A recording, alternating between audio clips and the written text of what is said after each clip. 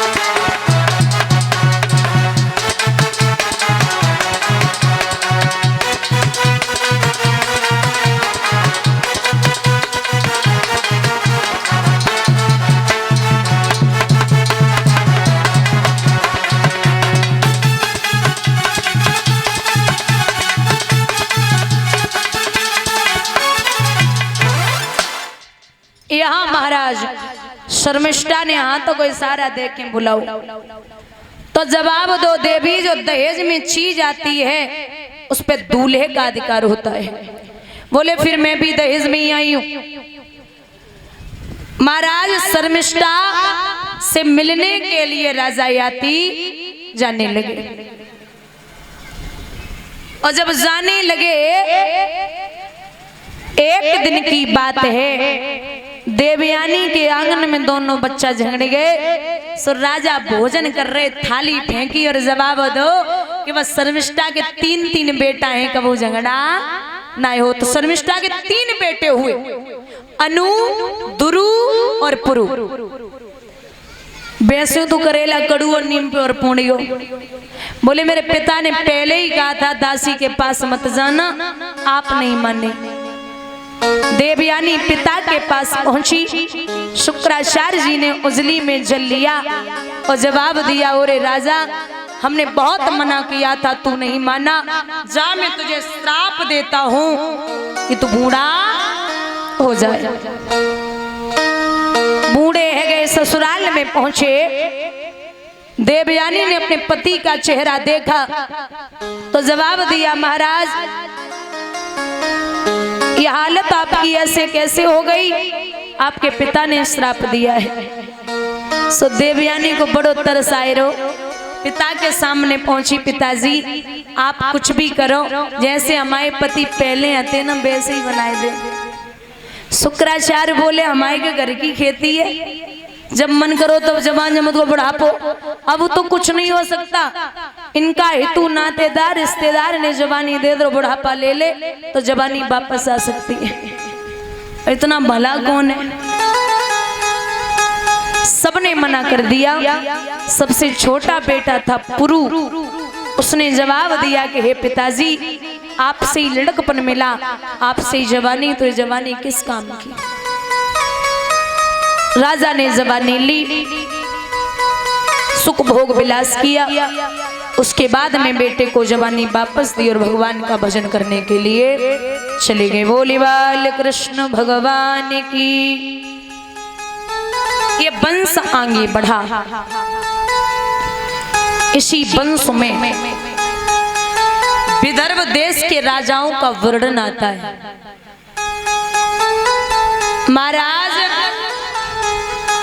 एक राजा हुए हैं जिनका नाम है आहुक। क्या नाम है? आहुक। आहुक के दो पुत्र हुए हैं, उग्रसेन और देवक। उग्रसेन की पत्नी का नाम है पवन रेखा, जो आप सब जानते हैं, जिनका बेटा था कंस। और पहले भी बोला मैंने कि कंस दुर्मिलिक नामक राक्षस की छाया पड़ने से हुआ है, सिर्फ देखने से, क्योंकि वो पहले से ही गर्भावस्था में थी पवन रेखा। ये घूमने गई, दुर्मिलिक नामक राक्षस की नजर पड़ी और ये राक्षस पैदा हुआ। ये कंस भागवत का प्रमाण है। 9 भाई और 5 बहनें। कंस उपद्रवी तो था क्योंकि राक्षसी प्रवृत्ति का था। 5 वर्ष का हुआ तो गांव के बच्चन को खेलने के बहाने ले जाए, काऊ को गला घोंट दे, काऊ को धरती में दबोच दे। 11 साल का हुआ, कोई महात्मा आ रहे, बोले रास्ता बताओ मथुरा की, ले जाए कुआं में ढकेल दे, ले जिंदगी भर मथुरा में घूमो। 18 साल का हुआ, देखा होगा जो बड़े घर को लड़का हो तो उसके पीछे 2-4 चिमचा लगे ही रहता है। और निवेदन है दादा, चमचों से हमेशा सावधान रहना।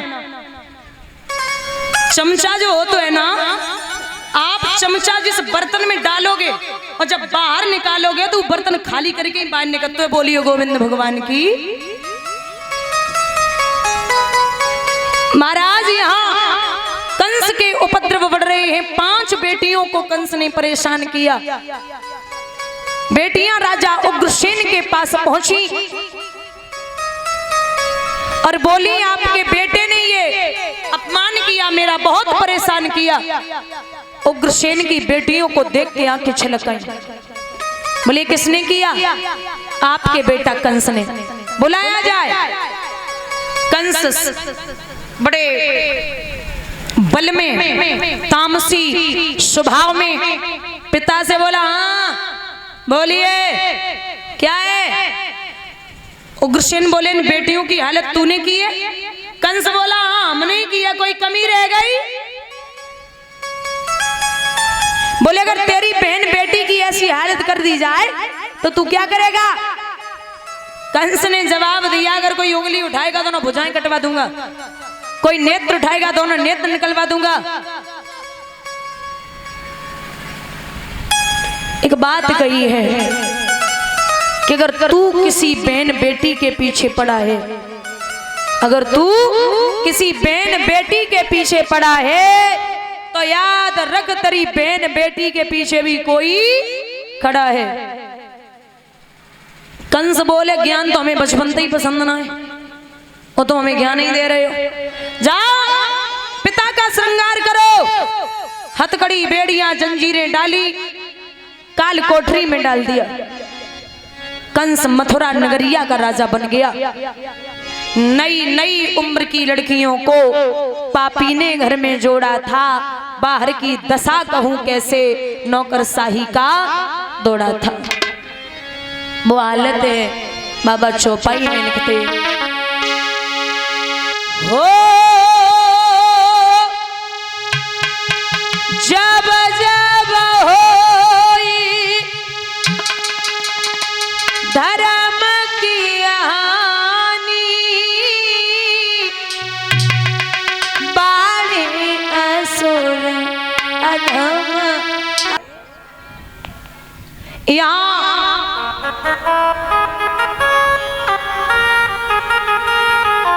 बेहोश हो गए राजा दशरथ।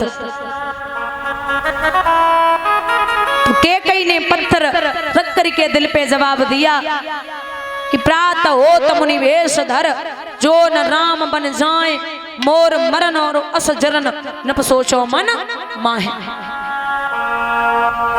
अगर सुबह होते ही राम मन के लिए नहीं गए तो जिस द्वार से राम नहीं निकलेंगे उसी द्वार से मेरी अर्थी निकलेगी, इतना याद रखना भैया। राम को पता चला कि मैं बन के लिए जाऊंगा, बहुत प्रसन्न है। मां बहुत अच्छा किया, मैं जरूर जाऊंगा। दशरथ जी बेहोश पड़े। सीता ने कहा महाराज मैं भी चलूंगी। नहीं जा सकती। क्यों? यही रहो माता पिता की सेवा करना। सीता बोली महाराज अगर म्यान न हो तलवार के लिए तो वो तलवार अच्छी नहीं लगती। बाग में अगर कोयल न हो तो वो बाग अच्छा नहीं लगता। और पत्नी अगर पति के साथ न हो तो पत्नी अच्छी नहीं लगती। लेके चलो।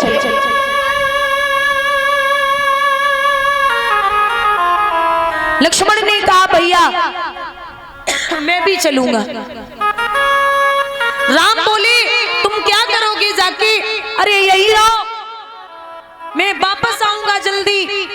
राम की बात सुन के लखन बोले बीरन, अगर जो शरीर से आत्मा निकल जाए तो शरीर का काम को नहीं। तीनों प्राणी तैयार हुए। राजा दशरथ को जरा सो होश आयो, एक बात कही, बोले थे बात एक ही की, दो और सिधारे जाते हैं, क्यों नहीं जा रहा प्राण मेरा जब प्राण प्यारे जाते हैं। जानकी जानकी जाती है, लक्ष्य मणि लक्ष्य समान मुझे, जब ये भी बन को जाते हैं तो राज भवन सुनसान मुझे। अब महलों में अच्छा नहीं लगेगा।